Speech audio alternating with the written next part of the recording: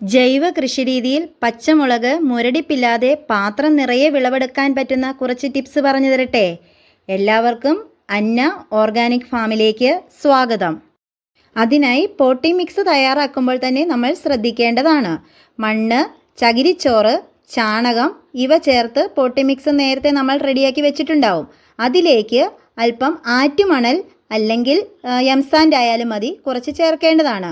മണ്ണിന് നല്ല ഇളക്കവും നീർവാർച്ചയും കിട്ടാൻ ഇത് സഹായിക്കുന്നു. കുമ്മായമിട്ട് പുളിപ്പ് മാറ്റിയ മണ്ണാണ് ഉപയോഗിക്കേണ്ടത്.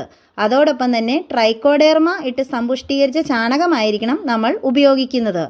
നല്ല ഗുണമേന്മയുള്ളതും കരുത്തുറ്റതുമായ തൈകൾ തന്നെ തിരഞ്ഞെടുക്കുവാൻ പ്രത്യേകം ശ്രദ്ധിക്കുക. ചെടികൾ നട്ടതിന് ശേഷം സ്യൂഡോമോണാസ് 20 ഗ്രാം 1 ലിറ്റർ വെള്ളത്തിൽ എന്ന അനുപാതത്തിൽ കലക്കി അതിൻ്റെ മിശ്രിതം ചെടികൾക്ക് ഒഴിച്ചു കൊടുക്കേണ്ടതാണ്. ഇത് ചെടികളെ കരുത്തോടെ വളരാനും അതോടൊപ്പം ബാക്ടീരിയൽ വാട്ടം, വേര് ചീയൽ എന്നിവയെ ചെറുക്കാനും സഹായിക്കുന്നു. സ്യൂഡോമോണാസ് ഒരു മിത്ര ബാക്ടീരിയ ആണ്. ഒരു ജീവാണുവളമായിട്ടും ആക്ട് ചെയ്യുന്നു. ആഴ്ചയിൽ ഒരിക്കലെങ്കിലും ബിവേറിയ 20 ഗ്രാം 1 ലിറ്റർ വെള്ളത്തിൽ എന്ന അനുപാതത്തിൽ കലക്കി അതിൻ്റെ തെളിവെള്ളം ചെടികൾക്ക് സ്പ്രേ ചെയ്ത് കൊടുക്കേണ്ടതാണ്. ബാക്കി വരുന്നവ ചുവട്ടിൽ ഒഴിച്ചു കൊടുക്കാം. ഇവ മുളക് ചെടിയെ ആക്രമിക്കുന്ന കീടങ്ങളായ വെള്ളീച്ച, മീലിബഗ്സ്, മുഞ്ഞ ഇവയെ പ്രതിരോധിക്കാൻ സഹായിക്കുന്നു. അതോടൊപ്പം തന്നെ 2 ആഴ്ചയിൽ ഒരിക്കലെങ്കിലും വേപ്പെണ്ണ, വെളുത്തുള്ളി, സോപ്പ് ഇവ ചേർന്ന മിശ്രിതം സ്പ്രേ ചെയ്ത് കൊടുക്കേണ്ടതാണ്.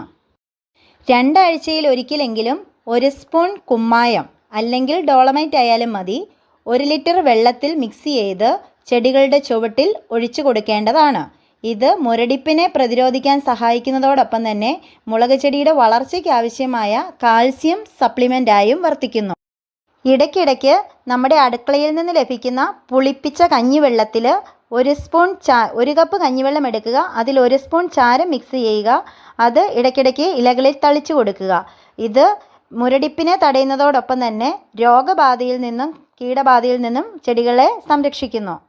മുളക് ചെടികൾക്ക് നല്ല വെയിൽ ലഭിക്കുന്നുണ്ടെന്ന് ഉറപ്പുവരുത്തണം.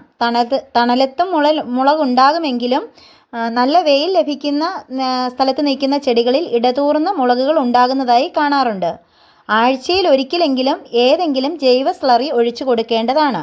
2 ആഴ്ചയിൽ ഒരിക്കൽ ചുവടിളക്കി ചാണകപ്പൊടിയോ എന്തെങ്കിലും കമ്പോസ്റ്റ് വളമോ ഇട്ടുകൊടുക്കണം. നീർവാർച്ച ഉറപ്പുവരുത്തേണ്ടതാണ്. കരിയിലയോ എന്തെങ്കിലും ചപ്പുചവറുകളോ ഉപയോഗിച്ച് ചെടികളുടെ ചുവട്ടിൽ പൊതിയിടുക. എപ്പോഴും ഈർപ്പം ഇഷ്ടപ്പെടുന്നവരാണ് മുളക് ചെടികൾ. പക്ഷേ അവയുടെ ചുവട്ടിൽ വെള്ളം കെട്ടിക്കിടക്കുവാൻ അനുവദിക്കരുത്.